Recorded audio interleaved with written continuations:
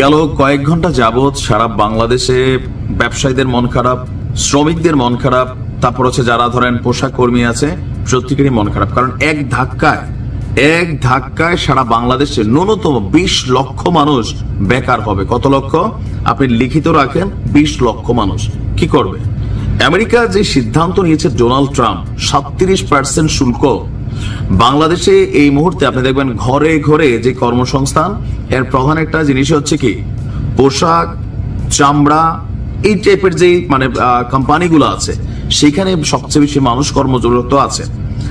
এখন যদি এগুলা বন্ধ হয়ে যায়, ব্যবসায়ী যিনি তার লাভ লসের হিসাব একটা লেভেলে গিয়ে আটকাবে, না খাইয়া মরবে না, কিন্তু কত লক্ষ মানুষ বেকার হয়ে যাবে। এখন আমেরিকায় যে সিদ্ধান্ত নিছে এটারে শান্ত করার উপায় কি? যাই হোক, ডক্টর মোহাম্মদ ইউনূস তিনি জাতির উদ্দেশ্যে একটা বার্তা পাঠাইছেন। তিনি থাইল্যান্ড থেকে বার্তাকে তিনি বলছেন যে শুল্ক ইস্যুতে ডোনাল্ড ট্রাম্প বাংলাদেশকে যেভাবে ফালাই দিচ্ছে, আপনি দেখেন ভারত, পাকিস্তান, দক্ষিণ কোরিয়া, জাপান, তারপর হচ্ছে আপনার কি বলা যায় আরো কয়েকটা রাষ্ট্র আমাদের আশেপাশের, মালদ্বীপ, এগুলোর থেকে বাংলাদেশে আর মিয়ানমারে ফাড়ায় আলছে। 37 বাংলাদেশ, মিয়ানমার 44।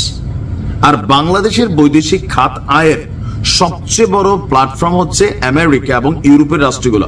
আজকে আমেরিকা দিচ্ছে সমস্যা না, ওই যে এক বেডি কইছিল দুই ছিল আর কি, জাল আসছিল, তো এক জালে মরণে সারা জীবন তারা ঝগড়া করতো, খালি কইতো তোর মৌত নাকা, তো একদিন ঠিকই মরে এসি গা, তো মরণের পরে বেডি কান্দে, পাশের বাড়ির আরেকজন আয়া যে কি থাকো তুমি দিয়ে সারা জীবন ঝগড়া করতা, কয় এখন কেন কান্দো?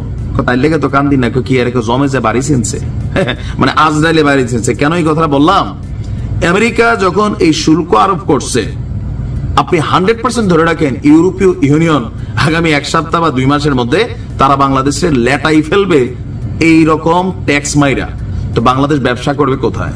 আবার বলি, মালিকদের কিচ্ছু হয় না, কিন্তু যেই কর্মচারীগুলা 20 লক্ষ মিনিমাম, আমি বলে দিলাম, কারণ বাংলাদেশের টোটাল ইকোনমিতে বা ধরেন 10 থেকে 20,000 লেভেলের যে চাকরিগুলা ম্যাক্সিমাম হচ্ছে গার্মেন্ট সেক্টর, চামড়া, পোশাক খাত, আরো বিভিন্ন যে সেক্টর গুলো আছে। তো এই সিচুয়েশনটাকে কাভার কিভাবে করা হবে যখন ব্যবসায়ীরা টেনশনে, আমরাও টেনশনে, তখনই ডক্টর মোহাম্মদ ইউনূস বলছেন যে যুক্তরাষ্ট্র সরকারের সঙ্গে এই সব বিষয়ে আলোচনা করা হবে এবং আলোচনা করে এই শুল্ক ইস্যুর একটা ইতিবাচক পজিটিভ সমাধান করা হবে। তিনি বলছেন আমরা বিষয়টি পর্যালোচনা করছি, যেহেতু এটি আলোচনাযোগ্য তাই আমরা আলোচনা করব এবং আমি নিশ্চিত যে আমরা সর্বোত্তম সমাধানে পৌঁছাতে পারবো। এখন কেন পারবে আমি বলি, ডক্টর ইউনূস আগাগোড়া কিন্তু একজন ব্যবসায়ী, বেসিক্যালি তিনি কিন্তু একজন ব্যবসায়ী, গ্রামীণ ব্যাংক ব্যবসা করে, আরো যেই কি বলা হয় যে ওনার প্রতিষ্ঠানগুলো আছে, এমনকি ওয়ার্ল্ড ওয়াইড তিনি ব্যবসা করেন। আবার ডোনাল্ড ট্রাম্প তিনি কিন্তু ব্যবসায়ী। দুই ব্যবসায়ী যখন একসাথে বসে তখন কিন্তু সমাধান সহজে হয়। একজন পলিটিশিয়ান, একজন ব্যবসায়ী একসাথে মিলে না, বাট দুজনই ব্যবসায়ী, এমনকি ওয়ার্ল্ড ওয়াইড তারা দুজন ব্যবসায়ী। বাংলাদেশে মার্কিন পণ্য ঢুকতে যে 74% শুল্ক আছে, এটা বাংলাদেশ কমাবে, কমানোর দরকার ভাই। আমি যদি আমেরিকার প্রেসিডেন্ট হইতাম আমিও বাংলাদেশটা কইতাম 74 না, তারা 37টা, তারারও 74 মারো। কেন? আমার পণ্য তোমার দেশে গেলে তুমি আমার থেকে 74 টাকা দাবি করবা, তোমার পণ্য আমার দেশে এলে 15 টাকা নেবে, এত প্রীতি ভালোবাসা কেন? আবার দিন রাত আমারে গাইলেবা, আমেরিকারে গাইলে না, সবাই গাইলে, কিন্তু আমেরিকার টাকা খাইয়ে বাচ্চা আছে। তো সেই জায়গায় ডোনাল্ড ট্রাম্প তার রাষ্ট্রের স্বার্থ দেখছে, আপনি তারা যতই ভিলেন ভাবেন, সে মার্কিন স্বার্থ দেখছে, এবং that's the duty of A president. এটা তার কাজ, তার রাষ্ট্রের অর্থনীতিকে চাঙ্গা করা। তো সেই ক্ষেত্রে যেই রাষ্ট্রগুলা আমেরিকার উপরে বিশাল একটা ট্যাক্স মাইরা রাখছে, এদেরকে কিন্তু ট্রাম্প হাত দিয়ে ধরছে যে সিদ্ধান্তে আসো, গিভ এন্ড টেক, আমি যা দিব তুমি তা দিতে হবে।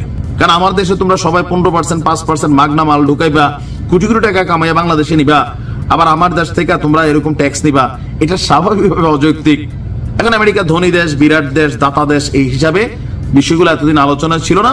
আর ট্রাম্পের এই সিদ্ধান্ত আমেরিকার জন্য বাস্তব পজিটিভ। তবে আমাদেরও উচিত মার্কিন পণ্য অথবা আরো যদি ইউরোপীয় ইউনিয়ন এরকম চিন্তা ভাবনা করে, সেই ক্ষেত্রে আগে ভাগে কিছুটা কমাই দেওয়া। আর এর মধ্যে 2026-এর পরে তো জিএসটি সুবিধা বাতিল, এটা নিয়ে আরেকদিন আলোচনা করব যে আগামী 5 বছরে বাংলাদেশে চোখ খাইটা 50 লক্ষ লোক বেকার হবে। লিখা রাখেন আজকের তারিখ দিয়া, যদি এই সমস্যাটা সমাধান না হয় 5 বছরে বাংলাদেশে 50 লক্ষ, বিশেষ করে যারা গার্মেন্টস এর সাথে জড়িত ছোটখাটো, এগুলোতে বেকার হয়ে যাবে।